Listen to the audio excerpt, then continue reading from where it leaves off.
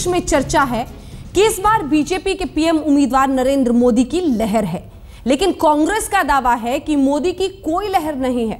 प्रियंका गांधी ने मतदान के बाद कहा कि उन्हें नहीं लगता कि मोदी की कोई लहर है भी। हालांकि बीजेपी के अपने दावे हैं। आम आदमी पार्टी भी थाल ठोक रही है।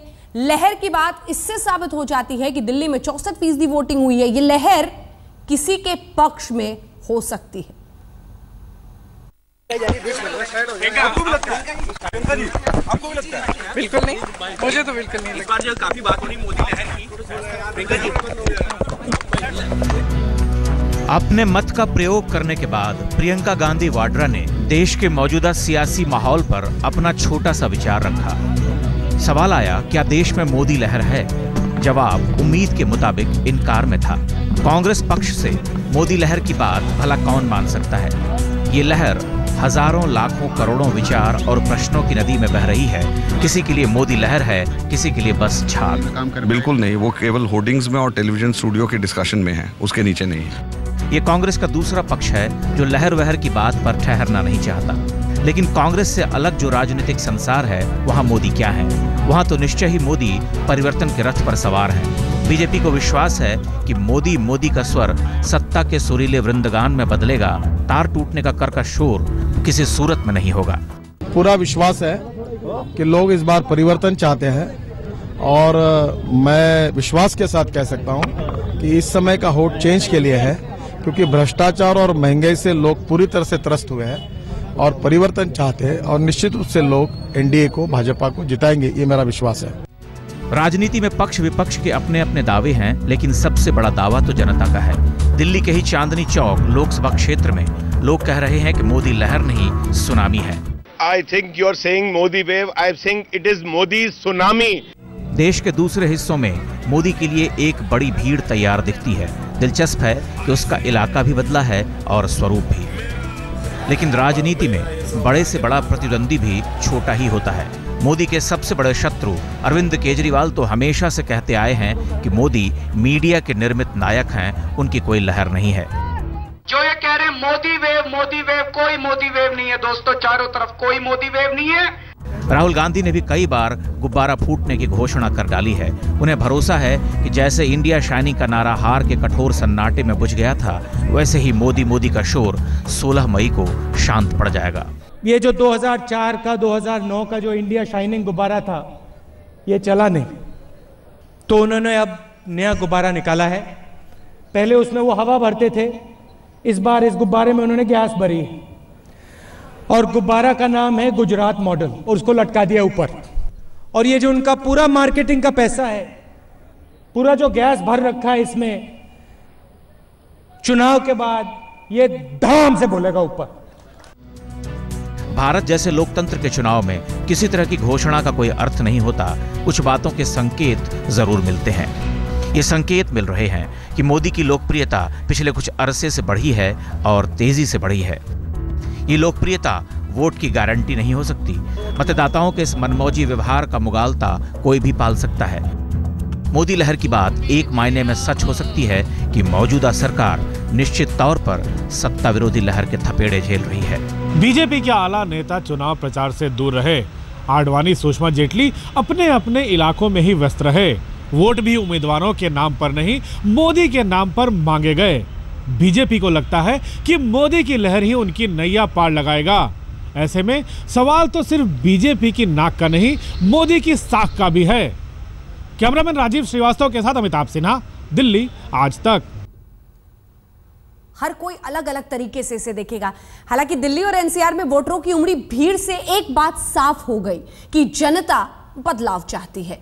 वोटरों का ये सैलाब किसे सत्ता में बिठाना चाहता है और किसे उखाड़ फेंकना चाहता है, ये कोई नहीं जानता है फिलहाल। लेकिन इतना तय है कि लहर है। ये लहर किसकी और किस ओर है, इसका फैसला 16 मई को ही होगा।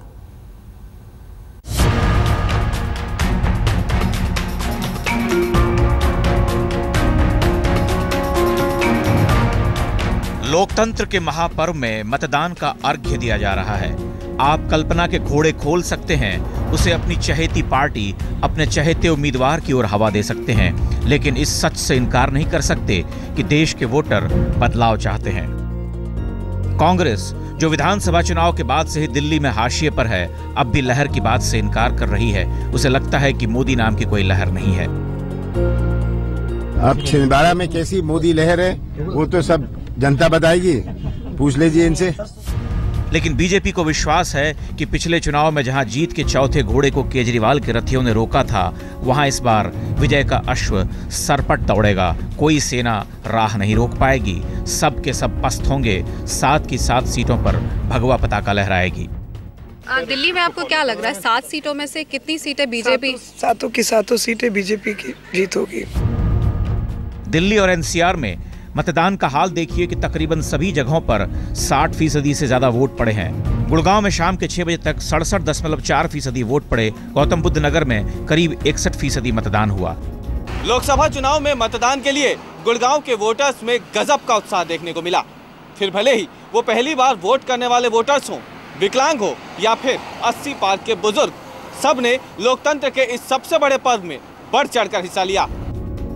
वोटरों की ये भीड़ संकेत दे रही है कि वो अब कोई खिचड़ी खाने को तैयार नहीं है। या तो उन्होंने आम आदमी पार्टी को खुलकर समर्थन देने का मन बना लिया है, या 49 दिनों की अधूरी सत्ता ने उन्हें पूरी तरह से तोड़ दिया है और वो मोदी के समर्थन में उतर आए हैं। सबके दावे अपने अपने हैं। आपको हर तरफ से वोट मिल रहा है, तो ये एक बहुत बड़ा एडवांटेज हम देख रहे हैं इसमें, और मुझे लगता है कि बहुत ही पॉजिटिव रहेगा। लोग वाकई में गाजियाबाद में बहुत चेंज चाहते हैं। देखिए, मुझे नहीं लगता कि इस देश में अब किसी व्यक्ति की वेव होनी चाहिए कि मोदी की वेव है, कि राहुल की वेव है, कि केजरीवाल की वेव है। मुद्दा महत्वपूर्ण होना चाहिए कि अंबानी जो गैस प्राइस षड्यंत्र पूर्वक लूट रहे हैं इस देश से, उनके खिलाफ कौन बोलेगा। उधर कांग्रेस कह रही है कि विधानसभा चुनावों का समीकरण लोकसभा चुनावों से अलग होता है। वोटर जब देश की सत्ता के लिए पार्टी और नेता चुनते हैं तो उनकी निगाह हमेशा कांग्रेस की ओर जाती है। पिछले विधानसभा चुनाव में भी दिल्ली में जोरदार वोटिंग हुई थी और उस मतदान ने 3 बार की मुख्यमंत्री शीला दीक्षित की सत्ता उखाड़ फेंकी थी। दिलचस्प बात यह हुई कि बीजेपी जीत के करीब पहुंचकर जीत से दूर रह गई। लोकसभा के इस संग्राम में फिर से मतदाता उमड़े हैं। इस बार के मतदाता कई दिग्गजों के भ्रम तोड़ेंगे। गाजियाबाद के शहरी इलाकों में इस बार वोट देने की होड़ लगी रही। शहरी इलाके में महिलाएं भी बड़ी संख्या में पोलिंग बूथ पर नजर आईं, जो लोकतंत्र के लिए एक शुभ संकेत है। गाजियाबाद में वोट देते वक्त लोगों के जहन में भ्रष्टाचार, महंगाई और महिलाओं की सुरक्षा अहम मुद्दा थे। क्या दिल्ली में कांग्रेस का किला पूरी तरह ध्वस्त होगा? क्या केजरीवाल दिल्ली के मोहभंग में मारे जाएंगे? क्या मोदी की लहर बस खबरों की नदी पर बहकर गुम हो जाएगी? कोई नहीं जानता। बस इंतजार कीजिए 16 मई का, जिस दिन भारत का लोक अपने नए भविष्य का फैसला करेगा। आज तक ब्यूरो। 14 राज्यों की 91 सीटों के लिए हुए मतदान में ज्यादातर जगहों पर वोटिंग में इजाफा हुआ है।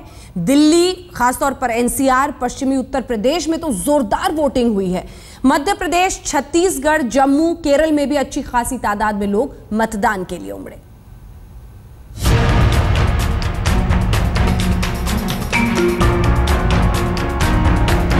शाम के 6 बजे तक मतदान रुका तो आंकड़े खुलने लगे।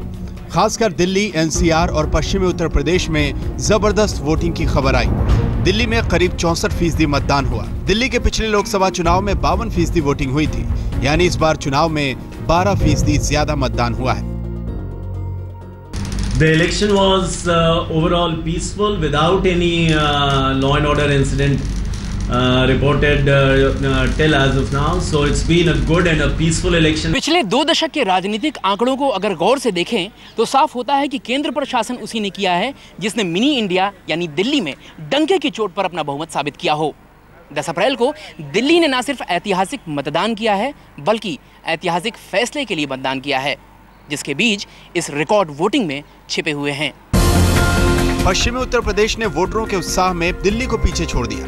यहाँ 65% वोटिंग हुई। कई इलाकों में वोटरों ने अपनी जोरदार मौजूदगी से हैरान कर दिया। सहारनपुर में शाम के 6 बजे तक 70% मतदान रिकॉर्ड किया गया। सहारनपुर हाल के दिनों में इमरान मसूद के ऊटपटांग बयानों से चर्चा में आया था। ऐसे में सवाल उठा कि वोट देने के लिए उमड़ी ये भीड़ क्या कहती है। सबने दम दिखाया, सबने दावे ठोंके। बिजनौर लोकसभा क्षेत्र में 65.38% मतदान हुआ। अलीगढ़ में 60% लोग वोट देने निकले। बागपत में 65, गौतम बुद्ध नगर में 59, गाजियाबाद में 60% वोटिंग हुई। शामली और मुजफ्फरनगर में करीब 70% वोट पड़े। मुजफ्फरनगर के मतदाताओं ने रिकॉर्ड मतदान करके ये दिखा दिया कि लोकतंत्र में सबसे बड़ी शक्ति है, किसी भी सरकार से बड़ी, किसी भी हुकूमत से बड़ी, और डर के आगे जीत है। कोई अगर हमें डराना चाहे तो हम अपने वोट के अधिकार से तमाम शक्तियों को नेस्तनाबूद कर सकते हैं। मध्य प्रदेश की 9 लोकसभा सीटों पर तकरीबन 60% मतदान की खबर है। छत्तीसगढ़ के बस्तर लोकसभा क्षेत्र में 51.49% लोगों ने मतदान किया। जगदलपुर में सबसे ज्यादा 67% वोट पड़े। इन सभी इलाकों में एक बात साफ दिख रही है कि पिछले लोकसभा चुनाव के मुकाबले इस बार लोग बड़ी तादाद में वोट डालने निकले हैं। इसे लहर कहें या जागरूकता या फिर कुछ और, इस बात से इनकार नहीं किया जा सकता कि लोग सत्ता में कुछ नया देखना चाहते हैं। आज तक ब्यूरो।